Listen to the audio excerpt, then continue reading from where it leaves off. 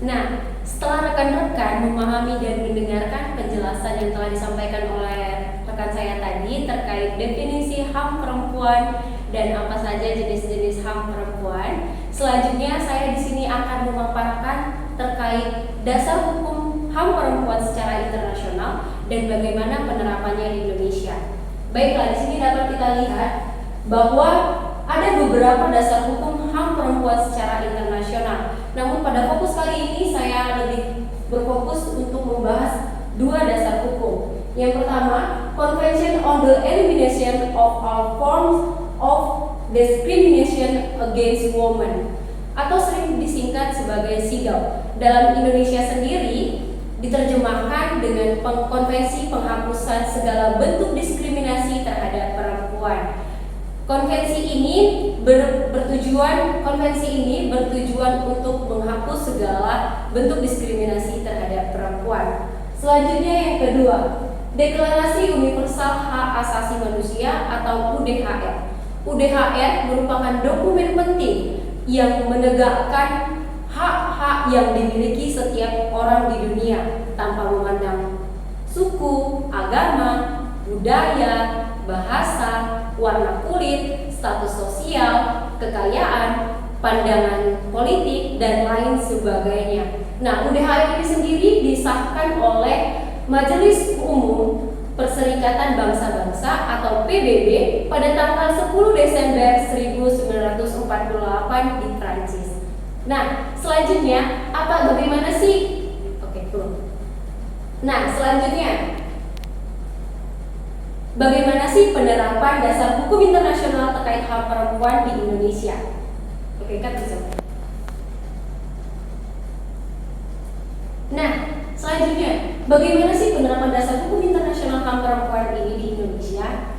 Indonesia sendiri telah melakukan beberapa upaya untuk menerapkan HAM perempuan di Indonesia. Seperti yang pertama, ratifikasi CEDAW. Indonesia telah meratifikasi CEDAW melalui Undang-Undang Nomor 7 Tahun 1984, yang dimana artinya Indonesia telah secara resmi berkomitmen untuk melindungi HAM perempuan. Selanjutnya yang kedua, yaitu pengadopsian kebijakan. Pengadopsian kebijakan dilakukan pemerintah Indonesia yang bertujuan pengadopsian kebijakan yang dilakukan oleh pemerintah Indonesia bertujuan untuk selanjutnya yang kedua, pengadopsian kebijakan. Pemerintah Indonesia melakukan pengadopsian kebijakan untuk menegakkan kesetaraan gender antara perempuan dengan laki-laki. Selanjutnya yaitu pembuatan peraturan perundang-undangan. Indonesia dalam membuat berbagai peraturan perundang-undangan nasional di Indonesia juga berlandaskan pada HAM. Selanjutnya pembuatan peraturan perundang-undangan. Selanjutnya yang ketiga, pembuatan peraturan perundang-undangan. Indonesia dalam membuat atau membentuk suatu peraturan perundang-undangan terkhususnya mengenai hak perempuan juga memperhatikan atau berlandaskan pada hak dasar hukum HAM perempuan secara internasional, yang dimana Indonesia telah mengeluarkan Undang-Undang Nomor 39 Tahun 1999 tentang HAM. Nah, selanjutnya yaitu poin nomor 4, yaitu dengan cara penerapan dalam praktik. Selain dengan meratifikasi, pengadopsian, dan pembuatan peraturan perundang-undangan, pemerintah Indonesia sendiri pun telah melakukan praktik di lapangan untuk menerapkan peraturan atau dasar hukum HAM secara internasional tersebut. Contohnya yaitu dengan peraturan Mahkamah Agung yang diterbitkan contohnya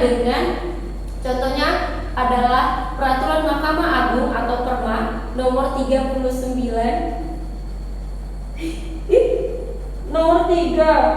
tahun 2017 tentang perlindungan perempuan yang berhadapan dengan hukum.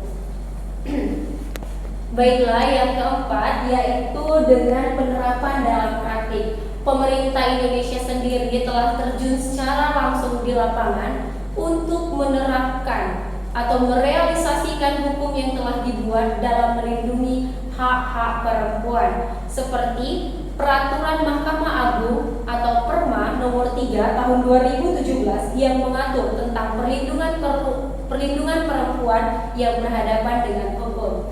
Nah, itu saja penjelasan yang dapat saya paparkan terkait dasar hukum HAM perempuan secara internasional dan bagaimana penerapannya di Indonesia. Selanjutnya, ada penjelasan materi lebih lanjut terkait yang akan disampaikan oleh